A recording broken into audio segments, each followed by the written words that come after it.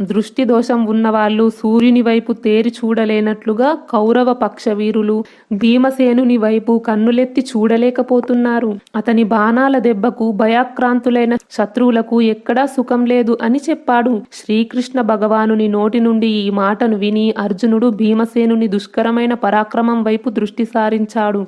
ఆపై తగిలిన తన శత్రువులను వాడి బాణాలతో కొట్టడం ఆరంభించాడు. సంశక్తకులు గొప్ప యోధులైనప్పటికీ వారు అర్జునుని దెబ్బలకు యుద్ధంలో నిలవలేకపోయారు. భయభ్రాంతులై అన్ని దిక్కులకు పారిపోయారు. అప్పుడు భీమసేనుని దృష్టి కర్ణునిపై పడింది. అతనిని చూడగానే అతని కన్నులు క్రోధంతో ఎరుపెక్కాయి. అతడు వెంటనే అతనిపై దండెత్తాడు.